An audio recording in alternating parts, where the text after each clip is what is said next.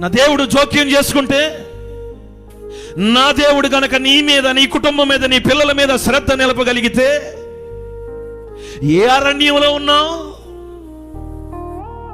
నీ కొడుకు పరిస్థితి ఏమిటి? నీ వ్యాపార పరిస్థితి ఏమిటి?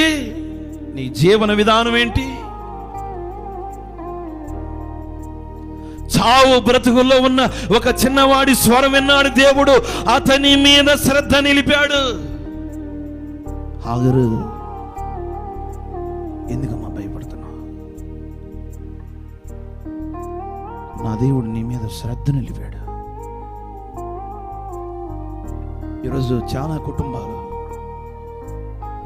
అరణ్యపు పాలైన సమస్యలు, అరణ్యములు ఒంటరిగా బిక్కుబిక్కుమంటూ గడుపుతున్న దినాలు కొన్ని కుటుంబాలు అనుభవిస్తున్నాయి. కొన్ని కుటుంబాల్లో ఉన్న పరిస్థితులు ఇవి. కొంతమంది వారి కుటుంబ పరిస్థితుల వల్ల కుటుంబం నుండి వెలివేయబడి ఇంటి నుండి దూరంగా ఒంటరిగా బ్రతుకుతున్న వారు లేరా? ఒంటరి బ్రతుకును అనుభవిస్తున్న వారు లేరా? అన్నదమ్ములు ఉండి, అక్క చెల్లెలు ఉండి, కుటుంబం ఉండి, రక్త సంబంధాలు ఉండి అయిన వారికి దూరంగా ఒంటరిగా బ్రతుకుతున్న కుటుంబాలు, అరణ్యపు పాలైన కుటుంబాలు లేవా?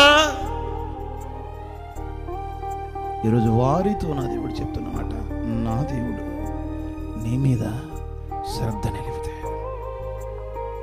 ఎలా ఉంటుందో తెలుసా?